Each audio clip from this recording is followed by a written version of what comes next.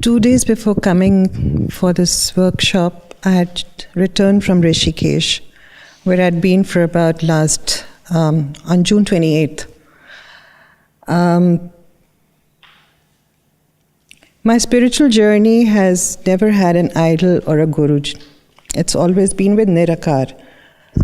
And I was a little shocked that why this trip of mine in Rishikesh should suddenly land me at the ashram, and I have this huge thing that I need to do a yajna. Not knowing much about rituals, I had this feeling that I need to do a Mahamrityunjay part. I know very little about it. I have been at such parts, but there was no logic to this. So I went to a Panditji, the Gurukul Pandit, and I asked him that I have this sankalp, can you help? So he said, Kaun karega? So I said, I want to do it. I'm willing to do the mala japa or whatever for 20 hours if it needs, because this was at the Ganges. There was a part of me which was literally saying, are you okay? Are you okay? What's prompting you? Because it's just not me. It's just not the person I've known me as. So he says, ठीक है. So I said, कितने करने चाहिए? He says, किस चीज़ के लिए करा रहे हैं?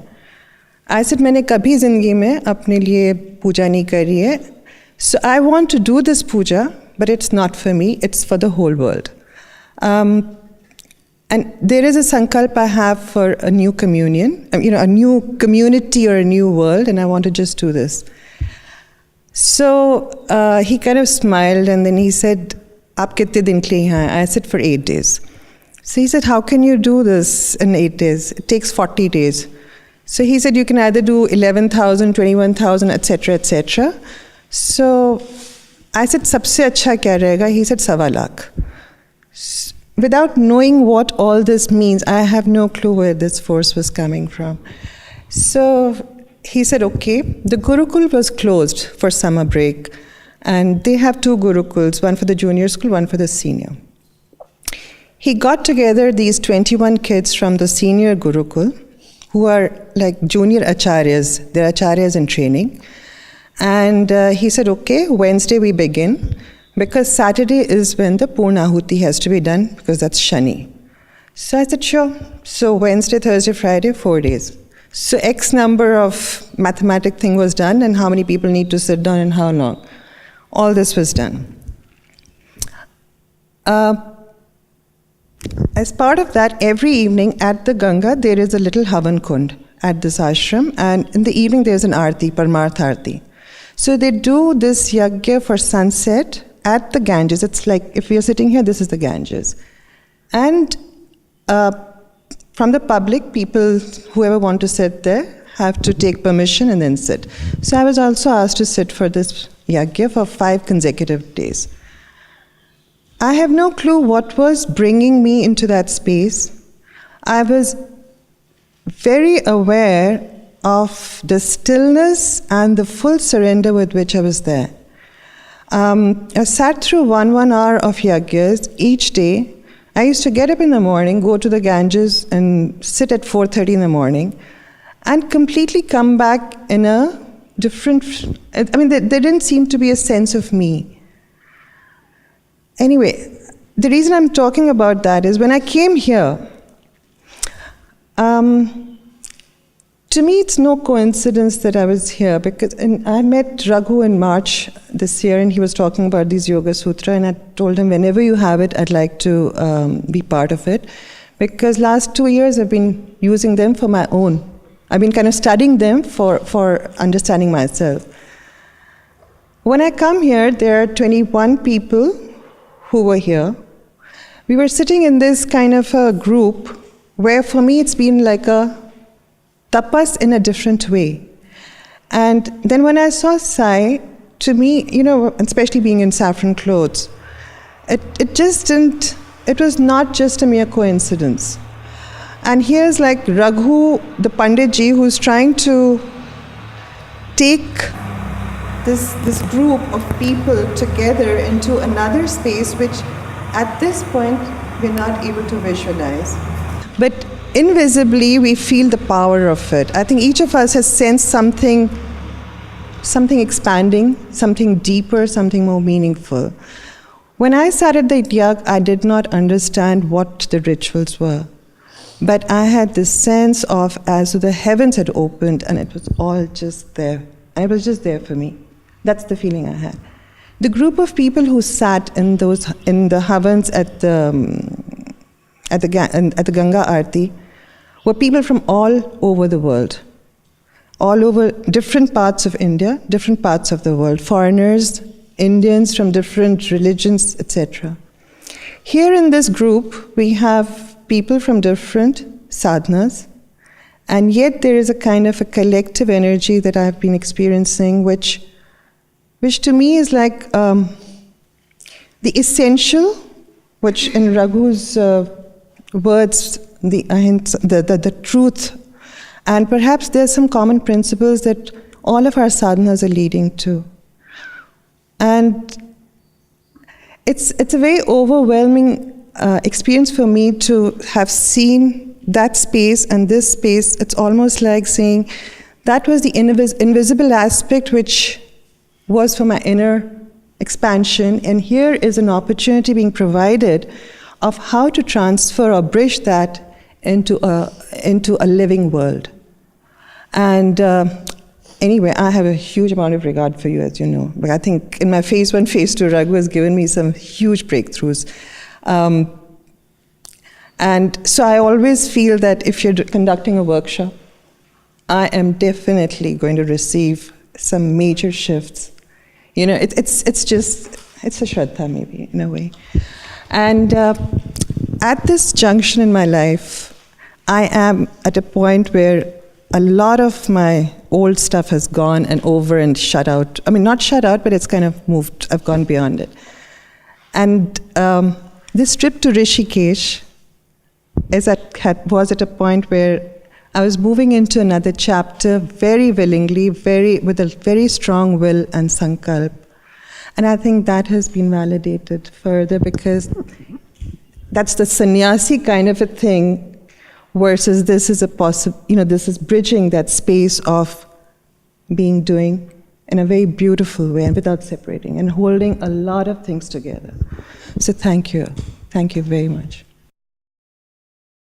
First of all, it's a homecoming to experience the institutional space of process work, which is, in fact, unknowingly. That time also it was homecoming. I was a lonely traveler for maybe 21, 22, 23 years, and walked into, that time it was called ISISD, the space, and I said, oh God, this is where I always belonged to, but I never knew. And tremendous sense of fellowship, where age or nothing mattered. So that was a extraordinary qualitative experience, which gave me enormous breakthroughs. I was, as Gagan was saying, I was relentless and ruthless with myself. That part of my investment I don't deny, but the fact that it came at a very important point in my life. So in fact, propelled me to,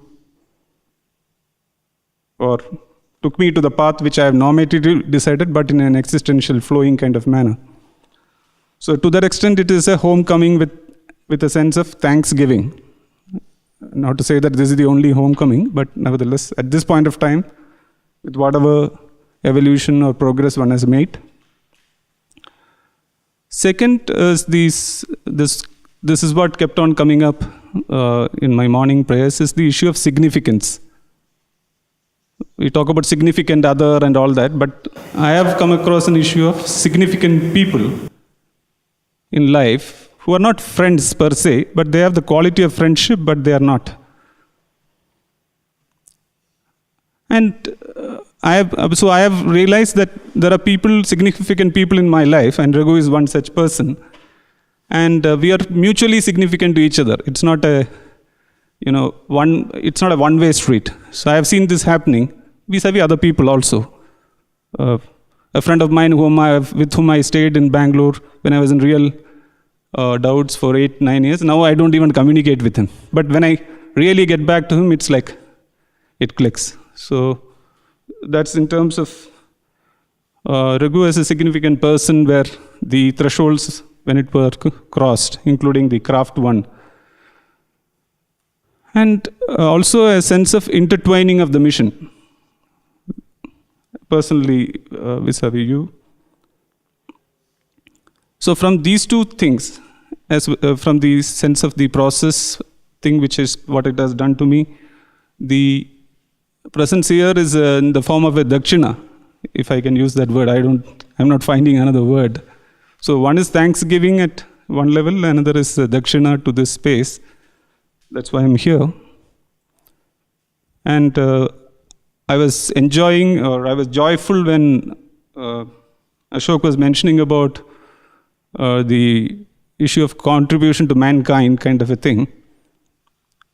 So that is part of my own sankalpa, because there are some mandates I have been given. I mean, I can't say any other use. I have been given, I have to do it, kind of thing. And I have accepted it, and I'm preparing myself for that. As part of that sankalpa is one part, it is for this space, whether you call it geography, but this dharma. And to find its kind of true essence, and that be made available to whoever seeks it, no matter wherever he sits on this planet, kind of thing. In the cacophony of a lot of half medicines and whatever quacks peddle out. So that's one thing. And somewhere I have held Sumethas to assert itself in that manner. I don't know when that will happen. This is a sankalpa I hold. So so I'm not, first time I'm communicating this in the larger scheme of things. The quality of the space I experience now in my journey where I am and the way I've experienced this thing, I joyfully experience more wholeness in the way I've experienced it, say, 95, 90 to where this space now. I really am very assured. I feel glad. And I am extremely, grateful is a wrong word, but no other word is coming.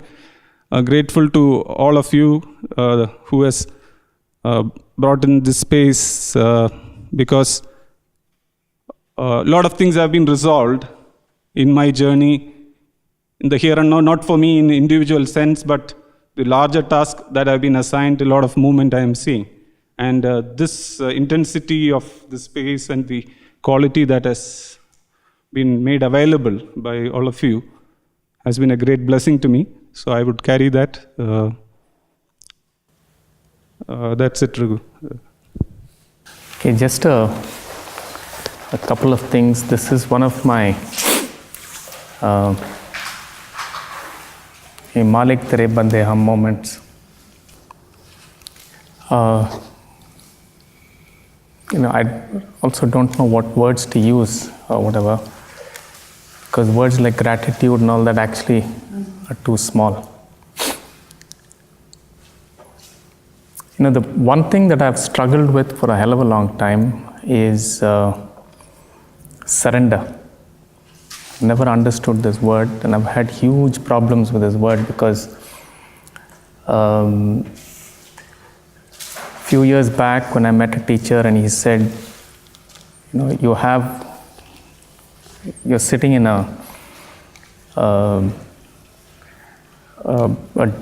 with a dinner plate with everything, and you don't know how to eat it because you don't know surrender. And when I worked with it, the first experience was of tremendous fear. It was of terror. And the terror was of saying that, and I actually saw that, for many, many, many years, I had built tremendous structures around me to deal with various fears or various problems, issues, whatever you want to call them. And I think Yoga Sutra was also one of the, was a ground from which I had built much of this. And when I came to the edge of saying, okay, let me surrender, then a fear would take over. And say, if I surrendered, then what happens to all of this that I have built? And does it also mean that, at some point, at that edge, there is a need to say, I can actually put in effort and deal with things. And the issue of giving up this effort and giving up this understanding was extremely frightening, because that was the tool with which I had built all these structures. And I think I'm starting to understand the meaning of surrender.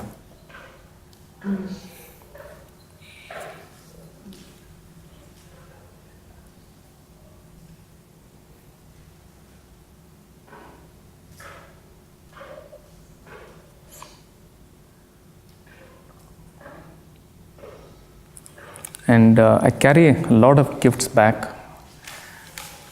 When I was listening to the group, it suddenly struck me that maybe, the Yoga Sutra and all of that so far has actually got stuck in that Ramayana mode. And whenever it's stuck in the Ramayana mode, all forms of things will be up to down and this kind of stuff. The horizontal will not be so clear. And only when it really moves up does the horizontal become real. So I really think the gift has been to be able to take that step into actually experiencing the Yoga Sutra in a horizontal form, in a collective form for me.